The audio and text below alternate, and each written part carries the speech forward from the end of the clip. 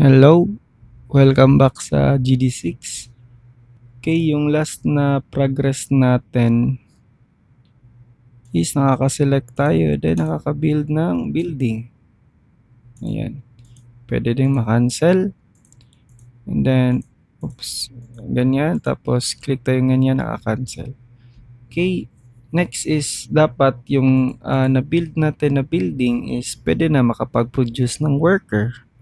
So, like for example, si command center, pwede na makapag-produce ng worker.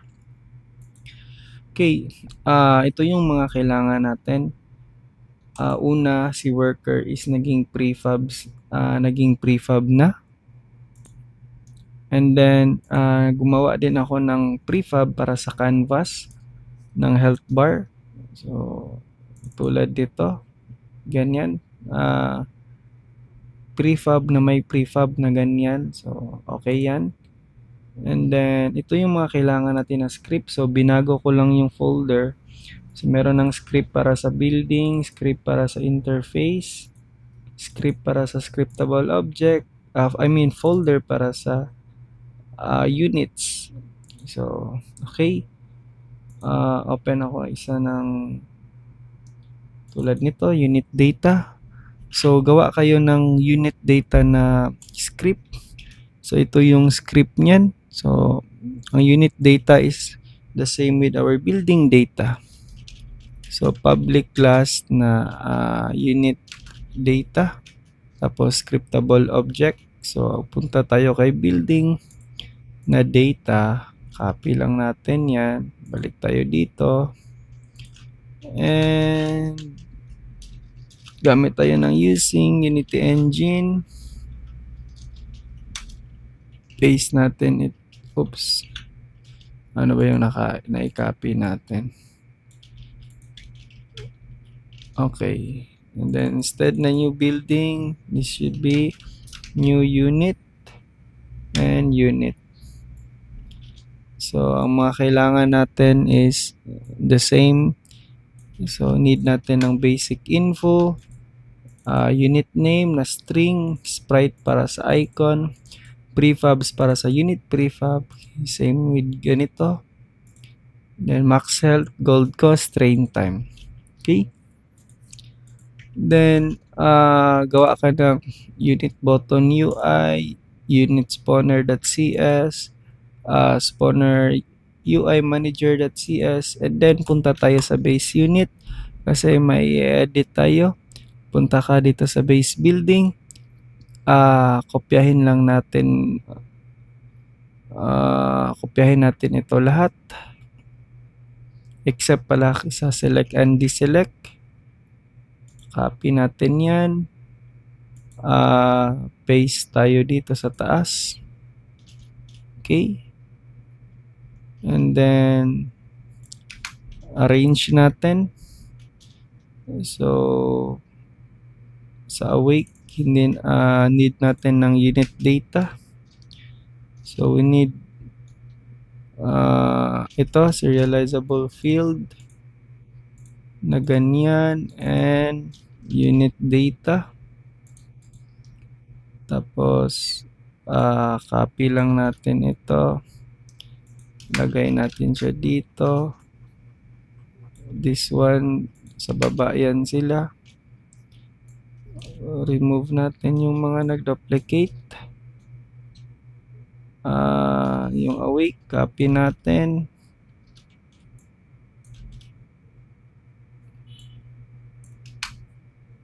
Lagay natin siya dito. Oops. Okay. Save. So, set up natin yan later on. Then, close natin yan. Hindi natin kailangan ng reference. Okay, dito tayo kay spawner UI manager. So, una, kailangan natin ng Unity Engine. Kailangan natin ng Unity na engine.ui kasi ito is for UI, and then using na TMP Pro. Then next, gawin natin siyang singleton pattern. So, public class na spawner UI. Remove natin kasi gawa tayo ng public static. Spawner UI manager instance. And then ito yung kailangan natin, public na game object, spawner UI panel. Okay, panel para ma-hide natin sila. And then public na transform, let's call it as parent transform. Public na another game object para sa ating unit button prefab. And then need natin ng unit spawner, so wala pa pala. So check muna natin dito using Unity engine. And then public class na unit spawner na mono behavior. Okay, then pwede na tayong mag-reference nito. So unit spawner, then selected spawner. Okay, awake. So arrange muna natin. So if ito ganyan, then remove natin, destroy. Oops. Then need natin ng same logic sa ating building placement manager. Katulad nito, pag na-click natin, dapat mag-show tayo. So public void show spawner, and then okay, ganyan. Tapos need natin ng unit spawner na spawner. Tapos okay, oops. Tapos UI transform, wag na, diretso na lang tayo mag-populate ng unit buttons. So it means dito din nag-populate tayo ng building para sa UI, then void populate na mga buttons. Then for each, para i-remove natin yung sa parent transform, then if yung selected spawner is equals to null, or yung yan lang muna kasi wala pang laman yung unit spawner, yung unit spawner natin na script. Okay, for para sa loop tayo, int I equals 0, then I is lesser than our, wala pa tayong selected spawner dito, no? Kasi maglo-loop kasi tayo dyan para may populate natin yung unit spawner natin. Okay, so code natin dito. So wait lang, inom muna ako ng tubig, gutom manon ko. Okay, let's continue. So gawa tayo ng header para sa spawn info. Okay, you need public para sa ating unit data na array. Then let's call it as spawnable units. Then public na transform spawn point. Tapos okay na yan. Then gawa tayo ng class within this class. Okay, unit queue. So gawa tayo ng queuing system natin. So although merong queue na data type ang C#, but gawa na lang tayo ng sariling atin kasi gagamitin natin itong unit button na UI. Okay, then public na int, Para ibig sabihin, ilang unit ba ang naka-queue? So, 0. So, public float para sa remaining with 0 then na value. Public boolean para sa is training. Tapos public na coroutine. Okay, then coroutine. Okay. Next is ito, unit queues. Gawa tayo niyan.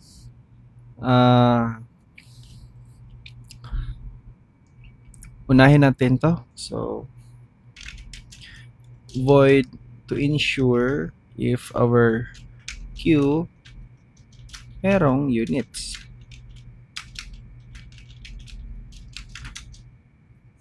So, we need int para sa len is equals to spawnable units not equal to null kung mayroon bang laman na ganyan. Then, if units na ganyan, then unit queues. Okay. Gawa tayo ng bago. Unit queue.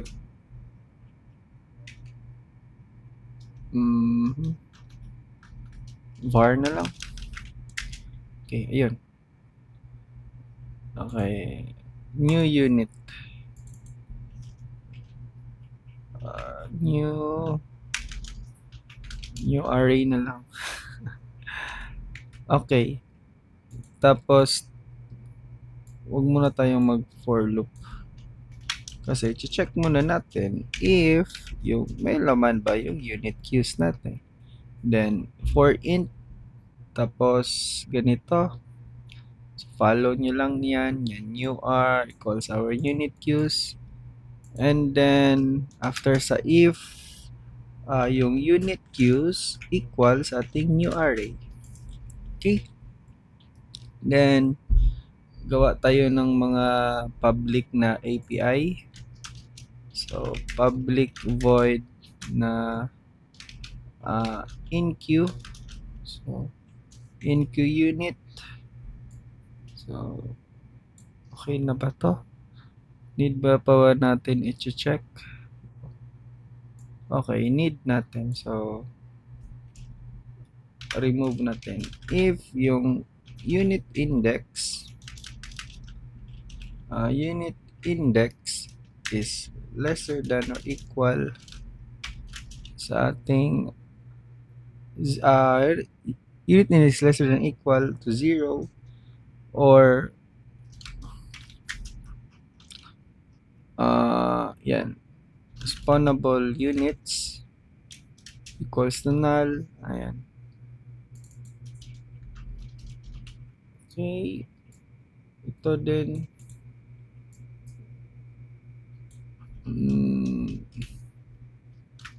Dot length. Okay. Dalawang or na pala to. After nyan, gawa tayo ng var data equal sa ating spawnable units. Then, if data, para maiwasan lang magka-error. And then, tawagin natin yung ensure. Ayan. Then, check naman natin if unit queues sa index na unit index equal sa null.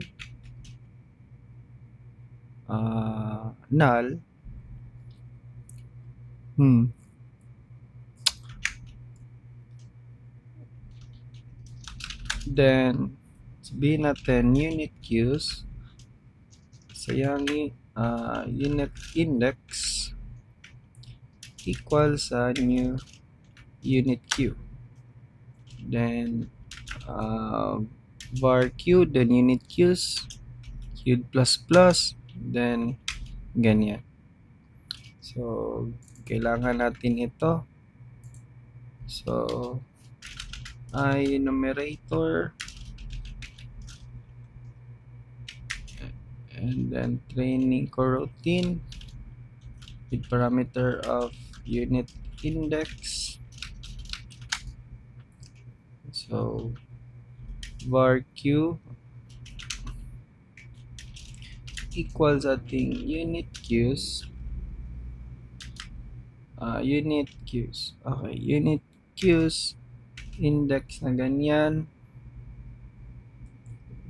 Tapos think okay na to. File queue remaining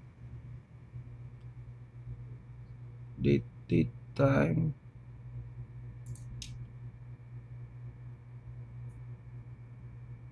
We need remaining equals greater 0. Pag baliktad, bakit nag-return na lang una? So okay, I think mas maganda ito na approach. So remaining date time, and then remaining, tapos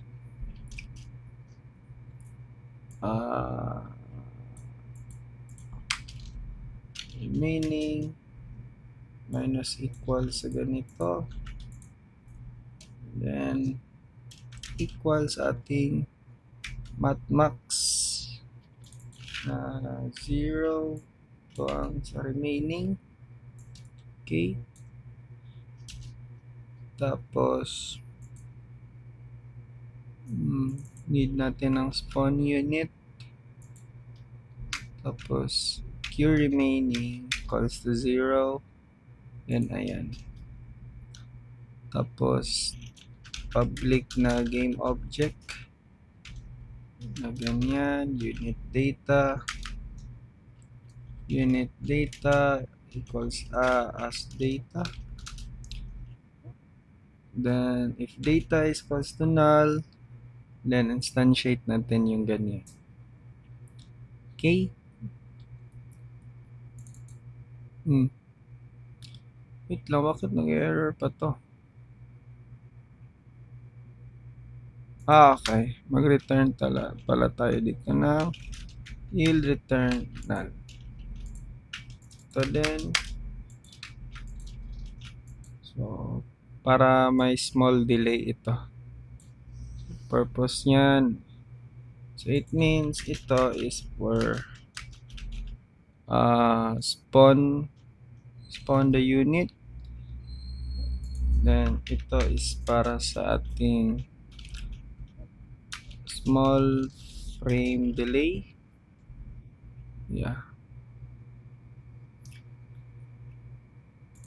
Then need natin ng mga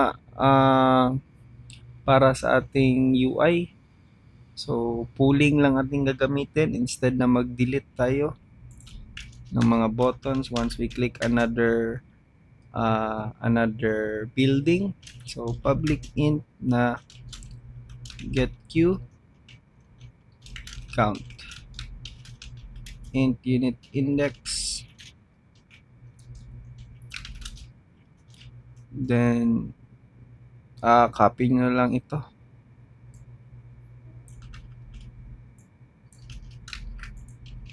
Okay, pause nyo na lang. So and then ito naman for debug,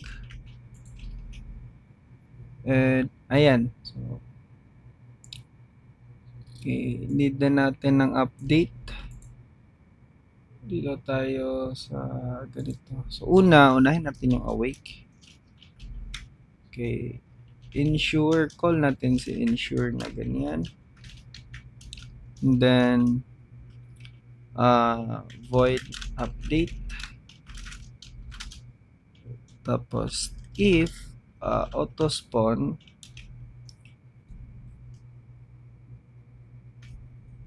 huwag na tayo mag auto spawn, remove na natin. Okay, save na natin to, then balik tayo sa ating spawner UI manager. Okay, remember ito is to populate after pag ma-check natin yung buttons. So selected spawner.length plus plus, and we say unit data equals ating selected na spawner. Kunin natin yung spawnable units. Tapos, game object para mag-instantiate ng button. So, equals ating instantiate button. So, var okay, button components. Get natin yung components.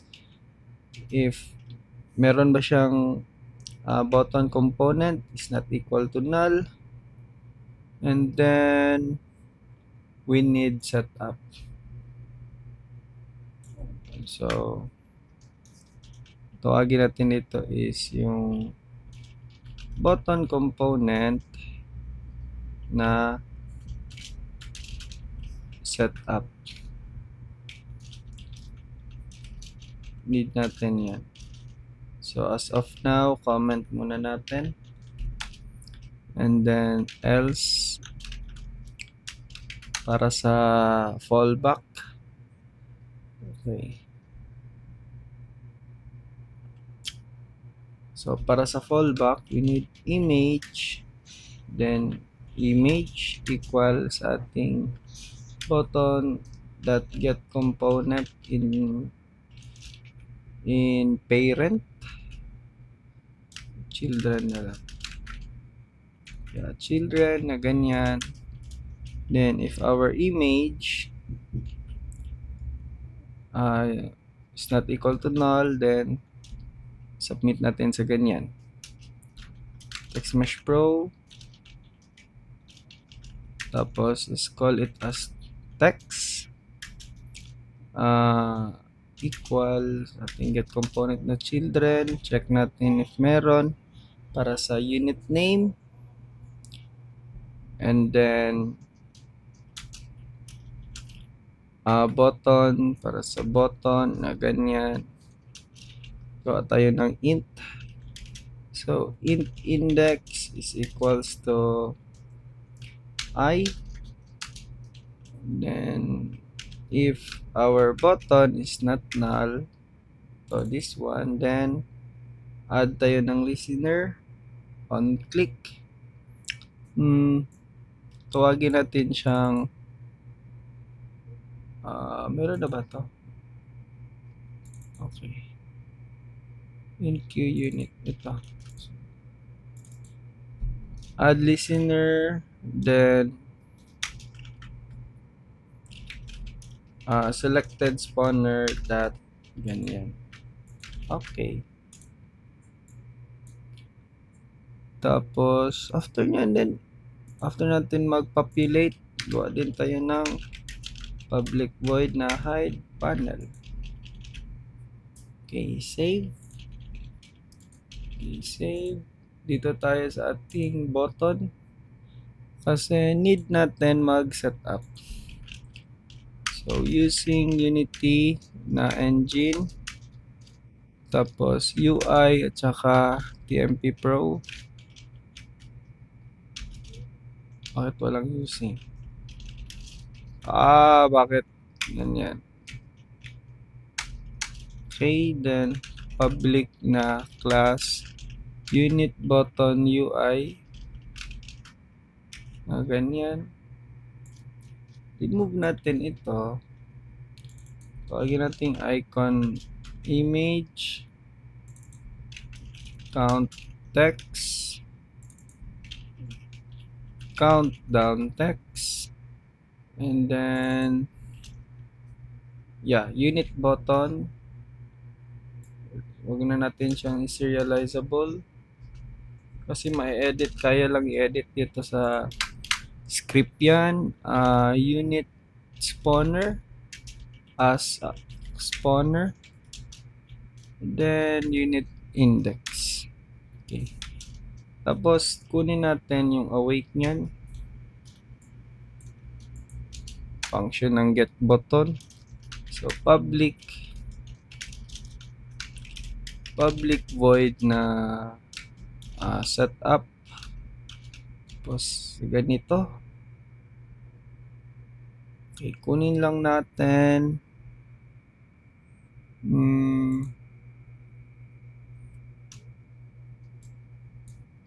Need din pala natin ng unit data para di na tayo mag-loop. Then therefore, remove na natin ito. Sabihin na lang natin kagad dito na and unit data is not null.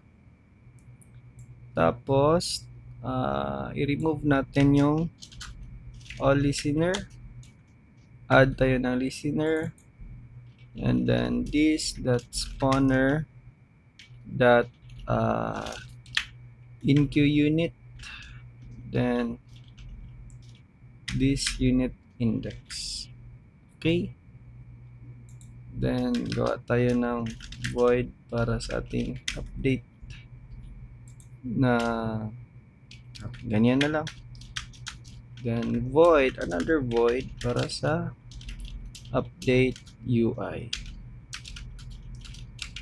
Sa update UI is int count is equals our spawner dot get queued count. Then unit index float para sa remaining, get remaining time, and update. So since update natin yung UI, ito yung gusto ko. Wag na mag-if, diretso na tayo mag-count text dot text, tapos equal sa ating count is greater 0, and then count to string na ganyan. Same with our, I think mas maganda, ano ba, meron bang ganyan? 1 na lang sa muna siguro.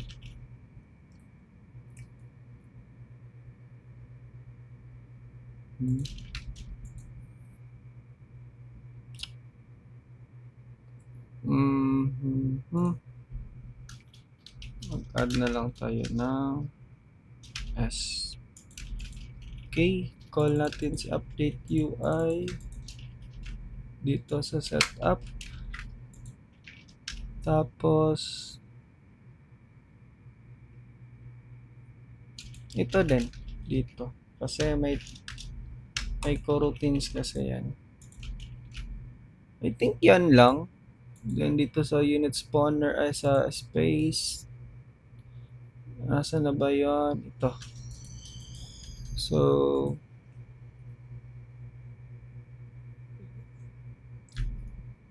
set up natin siya.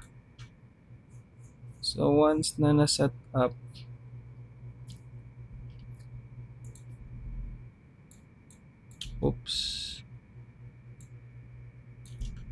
button component, ako nga i-remove that setup.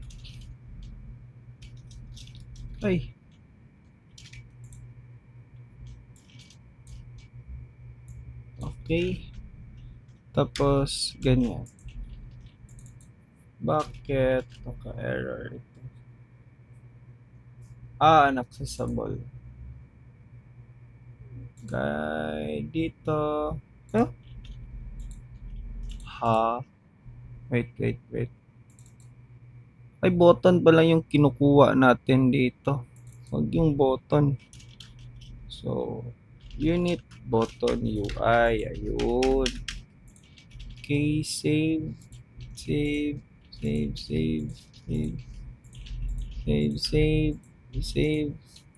Then, as of now, yan lang muna kasi naka 29 minutes tayo. So, more on coding.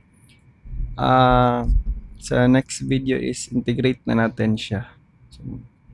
So, bawiin natin sa next video na konti lang yung duration. Okay?